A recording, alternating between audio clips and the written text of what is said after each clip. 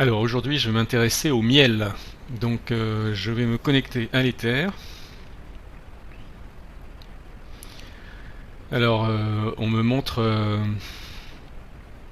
les mouvements des abeilles à l'intérieur de la ruche, les déplacements, des déplacements qui ont des formes assez variées, mais euh, ces déplacements dans le physique, euh, ça génère au niveau du plan énergétique comme des ondes, des ondes un peu comme des ondes de forme. Et ça influence, ça donne des propriétés particulières au miel. Euh, ces ondes de forme. Et les miels sont différents d'une ruche à une autre parce que les comportements des abeilles changent d'une ruche à une autre et les mouvements qu'ils effectuent à l'intérieur de la ruche changent d'une ruche à une autre.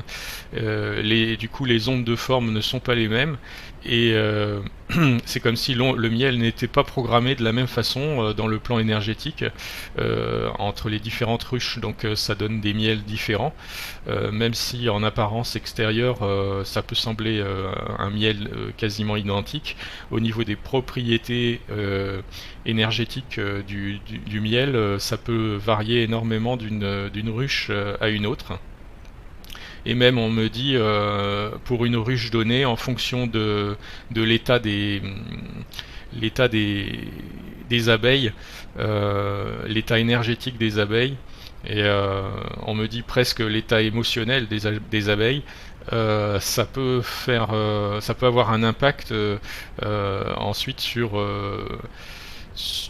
la programmation énergétique du miel, parce que justement elles vont pas avoir les mêmes comportements en fonction de leur état vibratoire, de leur état émotionnel, et donc ça va s'imprimer entre guillemets dans la matière, dans le miel lui-même. Euh, donc le miel, bien sûr, il a ses substances physiques, des enzymes, donc des, des structures qui dépendent, enfin qui sont sensibles à la température. Hein. Donc effectivement, si elles sont exposées, ces enzymes, à des trop fortes températures, elles meurent. Hein. Donc il vaut mieux éviter pour que ces enzymes soient présentes toujours dans le miel, il vaut mieux pas le chauffer à trop haute température. Euh, c'est c'est des enzymes qui sont très sensibles à la température. Donc ça c'est une chose. Après ces enzymes-là, elles sont sensibles aussi à d'autres aspects que la température. Si elles sont environnées de d'un certain taux de salinité, elles vont être affaiblies, voire même ça peut les tuer. Et du coup, effectivement, le contact avec le métal prolongé, hein, pas ponctuel, mais prolongé, ça peut déclencher des effets de salinité environnante qui est défavorable à ces enzymes. Elles supportent pas à partir d'un certain taux de salinité l'environnement et donc soit ça les affaiblit, soit ça les tue carrément. Euh, donc euh, utiliser le métal, une cuillère en métal par exemple, prendre du miel, ponctuellement ça va pas avoir d'effet, mais si le métal reste en contact avec le miel pendant longtemps, pendant plusieurs minutes ou plusieurs heures, là ces effets de salinité vont commencer à se manifester et ça va commencer à, à agresser en fait les enzymes à l'intérieur. Donc ces enzymes-là, elles ont des bienfaits sur la santé et, euh, et donc, ben, si elles meurent ou si elles sont fortement affaiblies, ben, ces effets sont réduits, voire inexistants. Bon, c'est des bienfaits qui sont énergétiques, hein, essentiellement, parce que ces enzymes, elles captent aussi ces ondes de forme et elles captent la vitalité de la ruche d'une certaine façon. Elles en sont un peu le reflet. Euh, Comme si elle concentrait un peu la vitalité de la ruche. Et du coup, en fait, ben, si elle meurt, ça fait baisser le niveau vibratoire et la vitalité du miel, avec tous les effets que ça peut avoir donc sur la personne qui va consommer ce miel en termes de santé.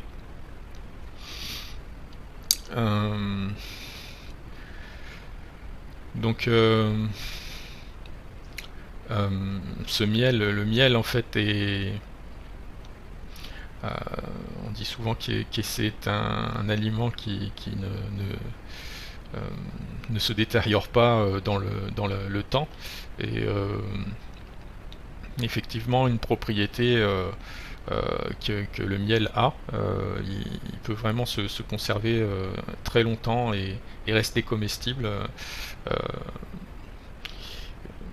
Mais justement parce que il y a des substances qu'il contient qui vont servir comme de conservateurs naturels, qui vont empêcher tout processus de pourrissement.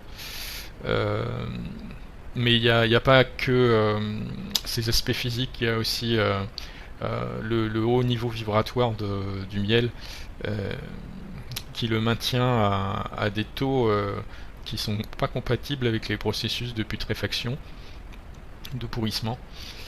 Et donc en fait ça contribue aussi vibratoirement, ça contribue à sa conservation. Et on me dit bien entendu si le miel il est conservé dans un récipient métallique, bah là par contre il va pas se conserver éternellement, loin de là, parce que justement il va y avoir des tas de processus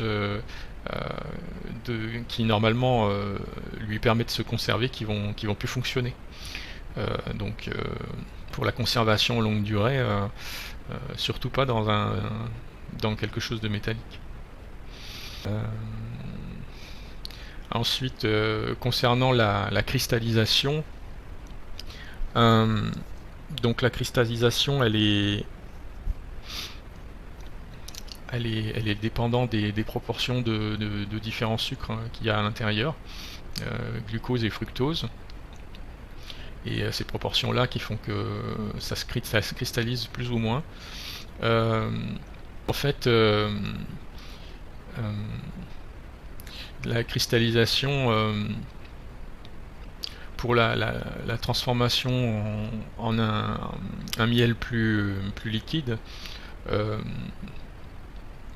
les meilleures méthodes sont des méthodes douces de variation relativement lente, un peu comme dans des processus naturels où par exemple il va y avoir un réchauffement lié au soleil qui va être progressif. Donc si on veut liquéfier un miel qui est cristallisé, il faut utiliser une méthode douce, progressive. C'est pour ça que le bain-marie est une bonne méthode, parce que c'est très doux, c'est progressif, et ça permet la transformation sans agresser les structures internes du miel, et en les respectant en fait, hein. Donc on dit en fait qu'il faut traiter le miel vraiment comme un être vivant. Donc euh, si on veut si on veut respecter cet être vivant, on évite de le soumettre à des variations de température trop brutales. Et c'est un peu l'idée là. Euh,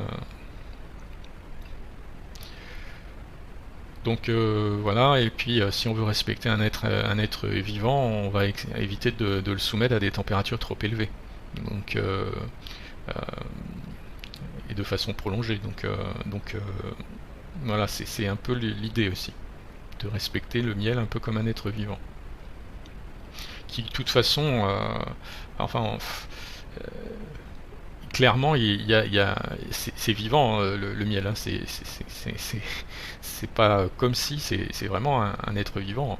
Euh, il y a du vivant à l'intérieur. Il est vraiment très vivant. Euh, voilà, je demande s'il y a d'autres choses à dire sur le miel. Euh, alors les propriétés sur la santé. Ben, une fois qu'on a compris qu'il a un taux vibratoire quand même assez élevé, cet aliment, ça peut permettre de compenser des baisses vibratoires de l'organisme, au moins partiellement.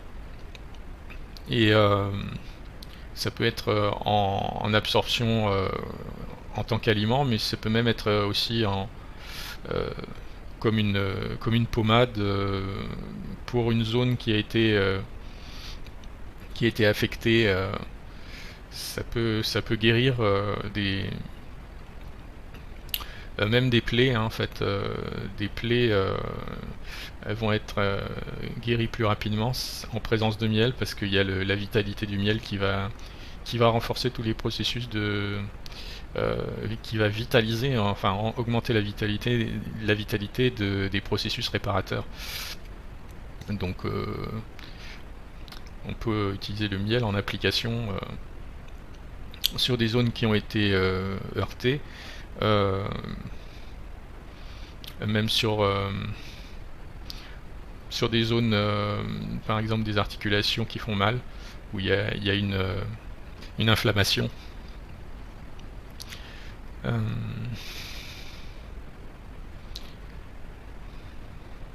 Après,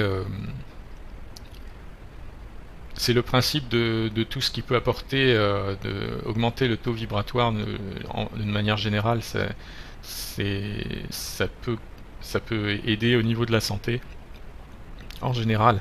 Mais ça, c'est pas spécifique au miel. Mais la propriété du miel est quand même son haut niveau vibratoire. Euh, un peu comme d'autres aliments, par exemple le citron. Le citron a un très haut niveau vibratoire et ce qu'on pourrait faire en application, par exemple sur le corps, on pourrait faire la même chose avec des lamelles de citron.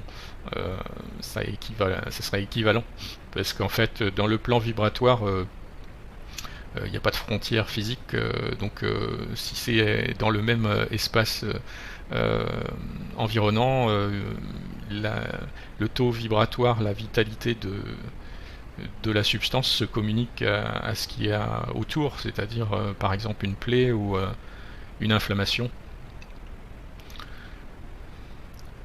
Euh,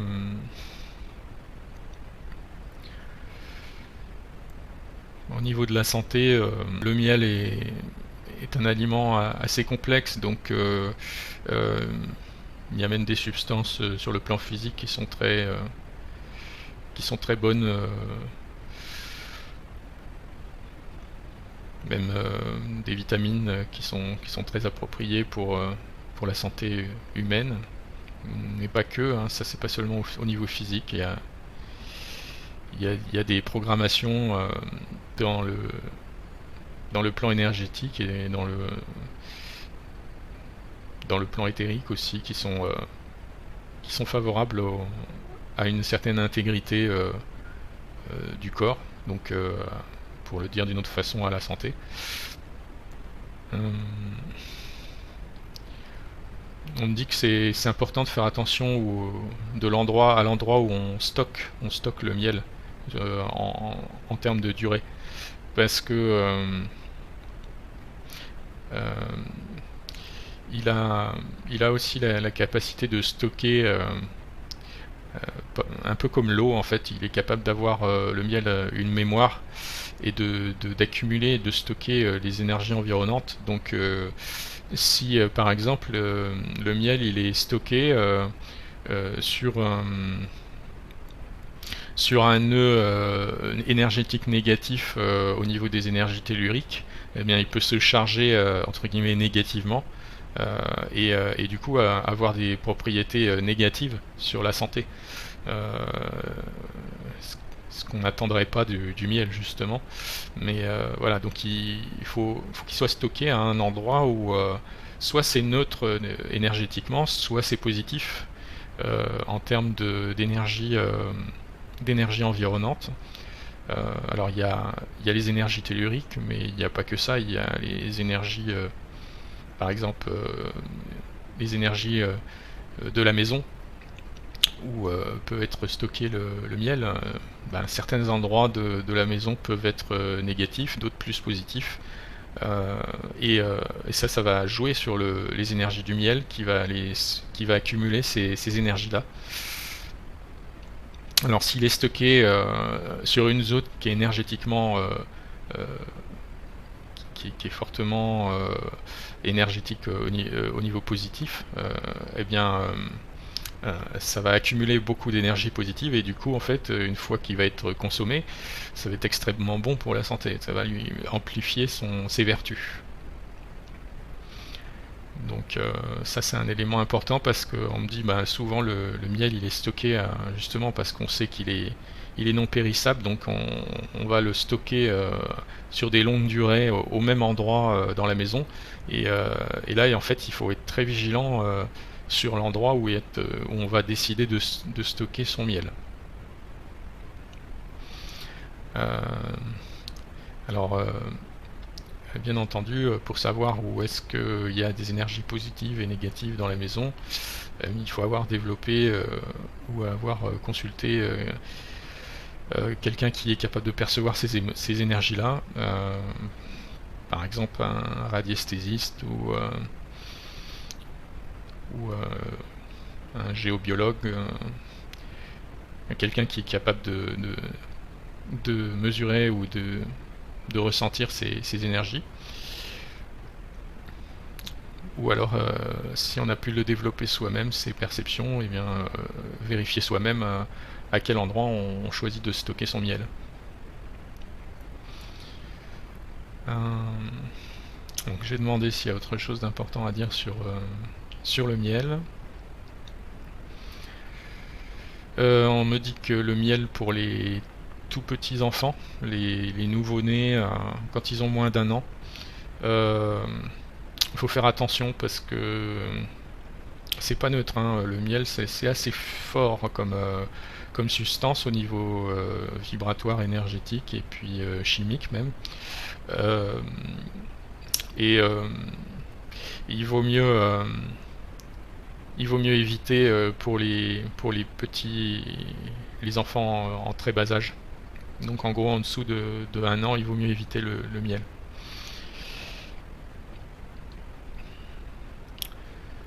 Euh,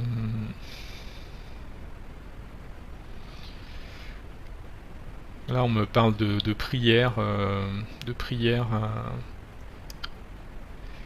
des prières qui peuvent être stockées dans le miel avant de le consommer. Euh,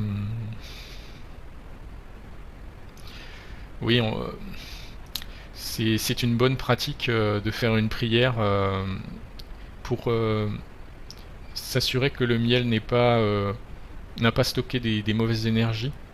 Ou en tout cas les purifier avant l'absorption. Si on a un doute, si on n'est pas sûr que le miel n'a pas accumulé d'énergie, de mauvaises énergies, il vaut mieux faire une prière de purification juste avant de l'ingérer.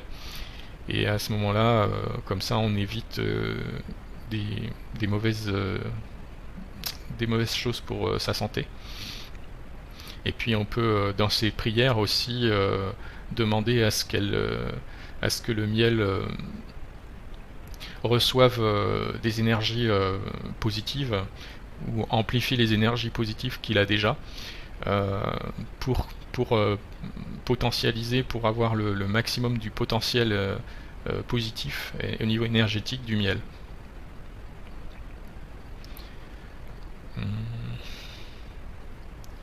Après, on me dit aussi que bon, il y a beaucoup de miel qui sont entre guillemets trafiqués, c'est-à-dire qu'on il n'y a pas que du miel à l'intérieur, ou alors carrément c'est du faux miel.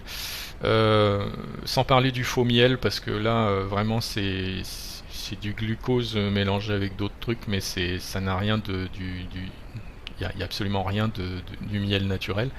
Il y a aussi beaucoup fréquemment de miel mélangé, où là ça reste du miel, mais du coup ben là il y a les mélanges énergétiques de différents miels, de différentes ruches.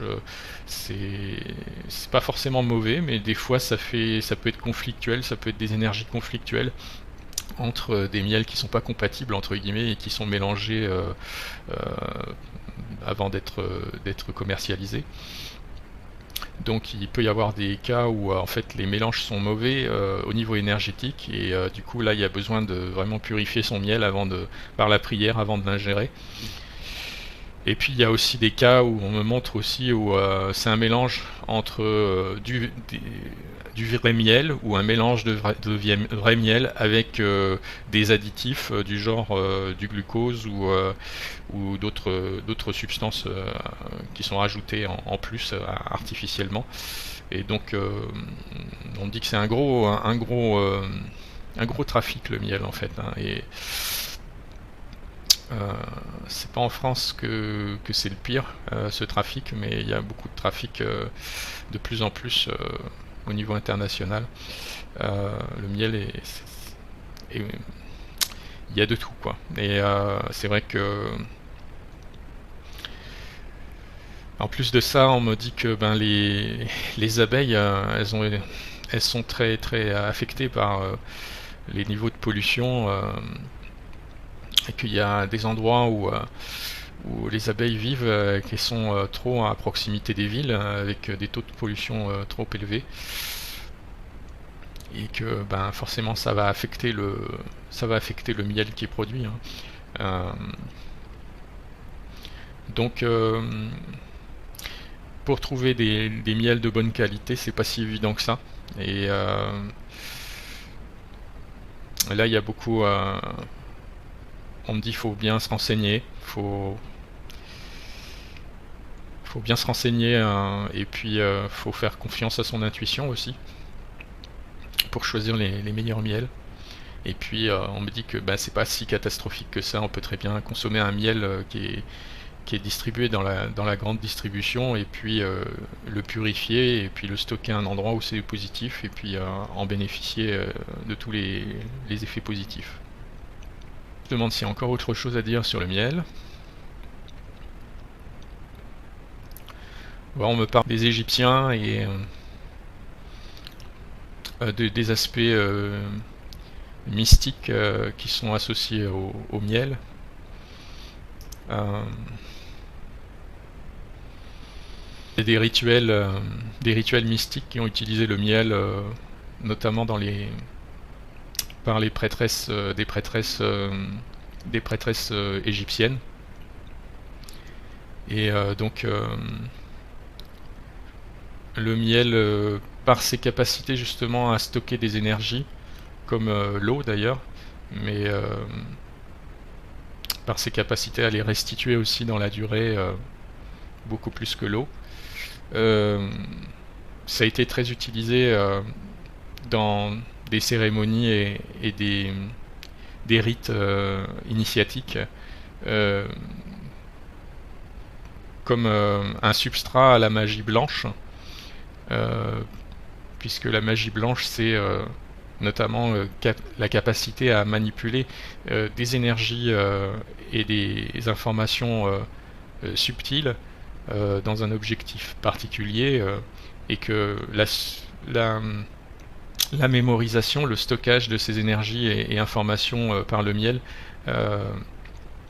est justement un outil qui a été utilisé dans ces rites de passage, dans ces initiations de l'Égypte antique.